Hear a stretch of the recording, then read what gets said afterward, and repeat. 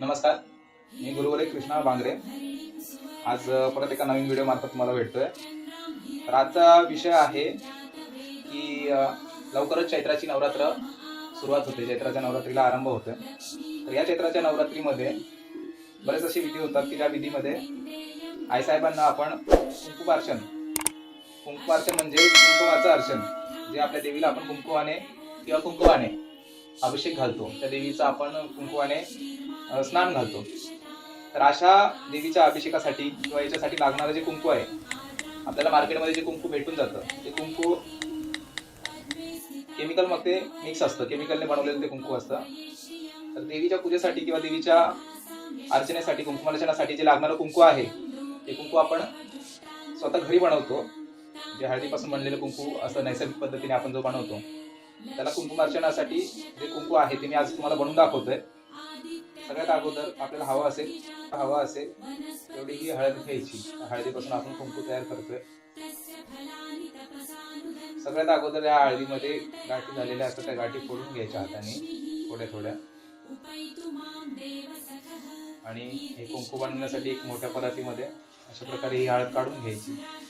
हा भंडारा किंवा ही हळद, त्याच्यापासून आपण आज कुंकू बनवतोय. हे कुंकू अर्चनासाठी हे कुंकू मी वापरतो. दरवर्षीप्रमाणे यावर्षी देखील आदिमाया आदिशक्तीचा, जगदंबेचा चैत्र नवरात्र उत्सव आज येत्या मंगळवारपासून 9 तारखेपासून देवीचं नवरात्र प्रारंभ होते. तर अष्टमीला, दुर्गाष्टमीला अशी माझ्या घरी म्हणजे माझ्या राहत्या घरी या मंदिरामध्ये देवीचा अभिषेक, तसाच देवीला कुंकुमार्चनाचा विधी, तसंच तिच्या होमाचा कार्यक्रम आहे. जगदंबेचा होम, यज्ञ आणि आहुत्या होतील. त्याच्यासाठी हे कुंकू अर्चनेसाठी लागणार देवीच्यासाठी मी हे कुंकू बनवतोय. तर तुम्ही नक्की पहा हे कसं बनवतात. सगळ्यात अगोदर मेन गोष्ट आहे त्याच्यासाठी लागणारं साहित्य. तर ही हळद जेवढी आपल्याला लागत असेल तेवढी, निंबू प्रमाणानुसार आपण एक एक कट करून आपण त्याच्यामध्ये टाकणार आहोत. हा खायचा चुना, थोडंसं त्याच्यामध्ये हे कापूर आणि हे रोज वॉटर, गुलाबजल त्याच्यामध्ये आपण टाकून कुंकू बनवतो आहे. तुम्ही सगळे विधीनुसार पहा कुंकू बनवण्याची पद्धत कशी आहे. सगळ्यात अगोदर आपण याच्यामध्ये आपल्याला हवा असेल त्याप्रमाणे जेवढे लागतील तेवढे निंबू कट करून टाकतो.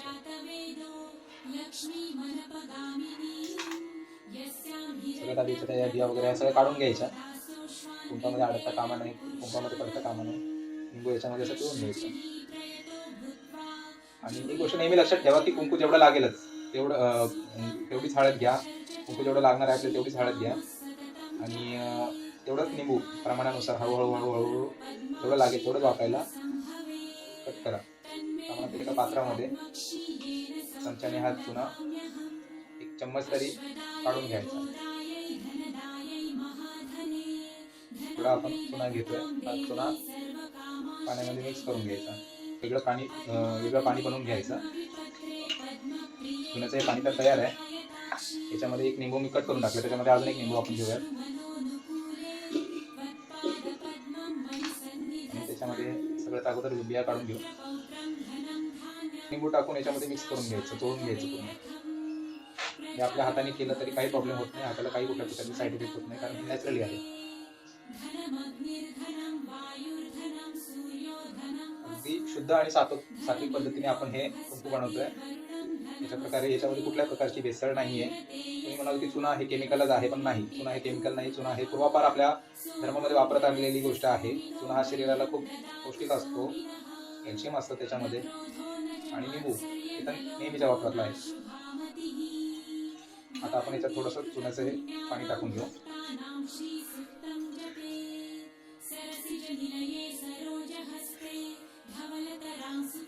प्रमाणानुसार जेवढं लागलं तेवढे घेतले. आता आपल्या हाताने हे हळूहळू चोळायला सुरुवात करायची. कसं असतं की आपण जसं जसं हळद आपण मळत जातो किंवा ही हळद आपण पाणी देत त्याला चोळत जातो, तसं तसं त्याला रंग येत जाणार.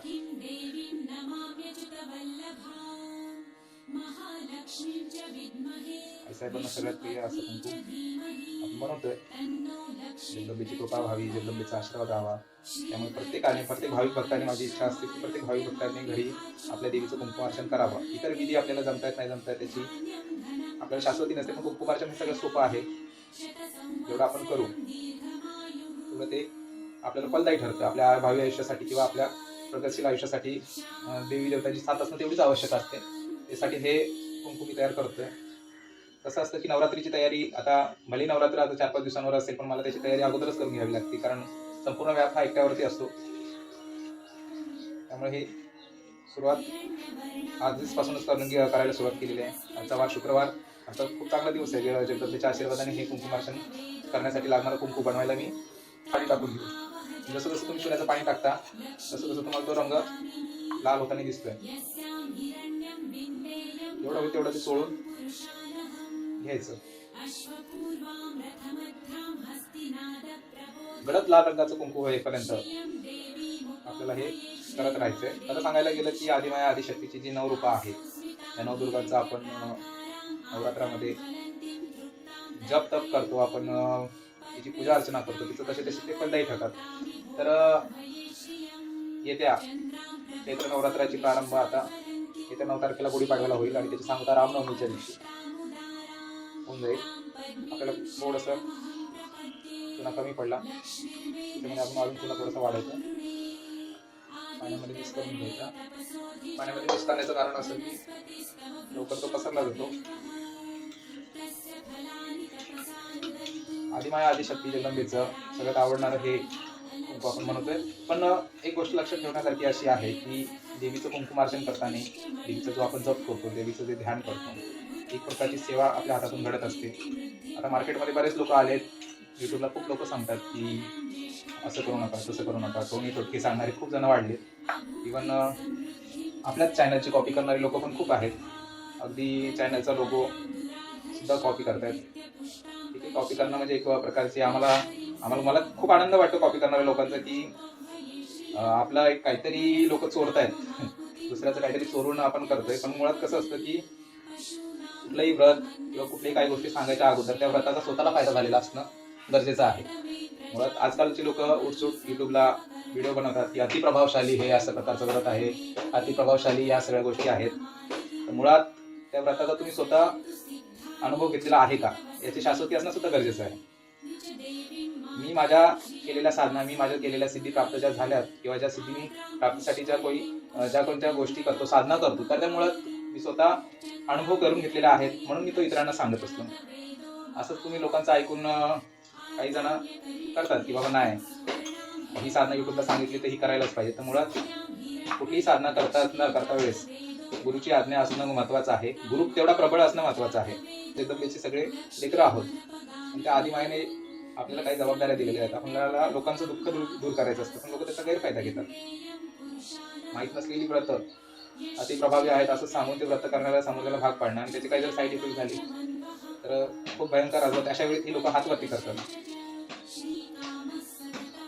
मुळात अशा बंधू लोकांमध्ये न अडकता आपण आपापला सेवा आपल्या गुरूंना विचारून गुरूंच्या आज्ञेने व्यवस्थित करणं त्याला अर्थ अधिक आहे. पण कुठलीही गोष्ट गुरुच्या आज्ञेशिवाय होत नाही. त्यामुळे गुरूंना विचारून 4 गोष्टी करणं गरजेचं आहे. अशा प्रकारे हे कुंकू बनण्याच्या याच्यावरती आहे. म्हणजे हात पाहत असाल तुम्ही कसे लाल होत आहेत. हळूहळू कुंकूला रंग चढतोय. लवकरच कुंकू तयार होईल.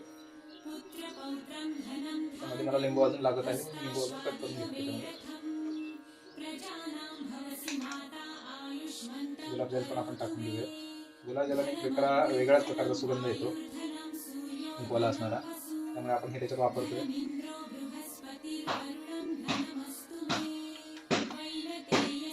कापूर टाकण्याचा अर्थ असा आहे की कापराने एक सगळ्या गोष्टीसाठी उपयोगात येतो, देवी कार्यासाठी.